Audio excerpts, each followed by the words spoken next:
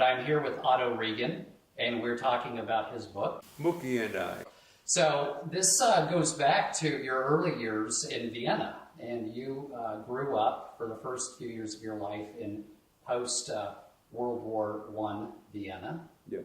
and Depression.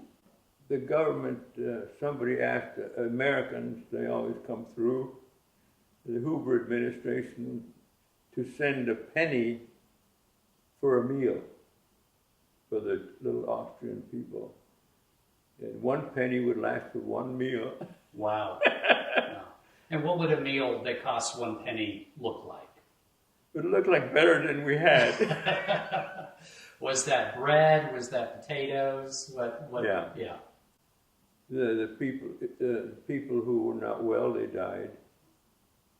But the famine didn't last long. It only lasted 2 or 3 years. You lived in this very small apartment in Vienna, a government housing. But it was Very small. the furnishings. What kind of furniture did you have in that apartment? Just a table and one chair and a bed. And then there was a dresser drawer. Oh, dresser drawer. Yeah, that's where I slept. Yes, and so you slept for as long as possible. That was your bedroom. That was nice. One of the drawers. Yeah. Yeah, one of the drawers. But you see, when you're born into something like that, you think that's normal. Sure. Yeah. And I thought that everything was normal. The housing that you were in, the bottom story were shops. Shops, yes. And Okay. there still are today. Okay. So you've been back to visit that. Yes, I went back to the house, visited them. The building next door got bombed, and so it's gone. It's a little park there now.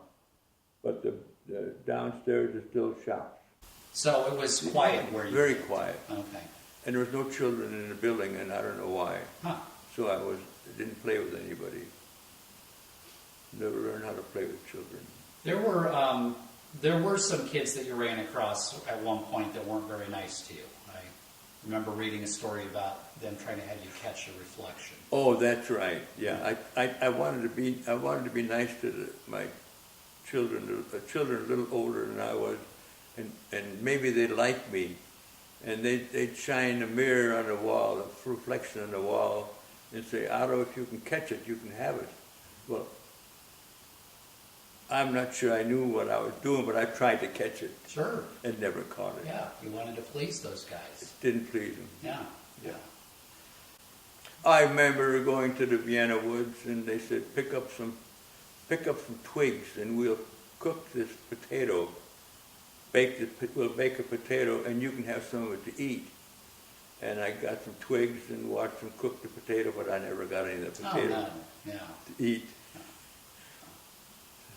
I learned little lessons, I guess, about humanity, but not lasting. They didn't last long. Yeah. You've got an optimistic lookout about people, right? I think I do. Yeah. Your mother then left for the United States and you were still very young. I was 3 years old. Yeah. She always wanted, the reason she got married to my father was to get a connection to come to America, because all his brothers were in America. And if she could marry him, then she'd be a Rigan, and maybe she would be able to come also. And that's exactly what she did. That was in her mind. She wanted to be an American more than anything else. And she made it. And she made it. Yeah. Now your father, I've got a great picture of your father here.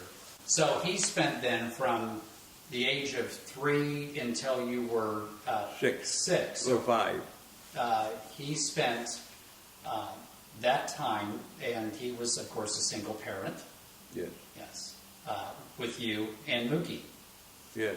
He tried to come to America, but they changed the laws, and the year that he was going to come, they already had set for him to come, and they couldn't allow any cripples into America.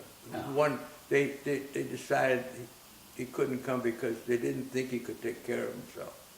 Even though his brothers said they would take care of him, it didn't work. So he was the only one of the Regans who never allowed to come to America.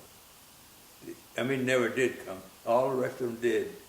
I read that, and I was never aware that having some sort of disability would have kept somebody from coming to the United States. That was the law.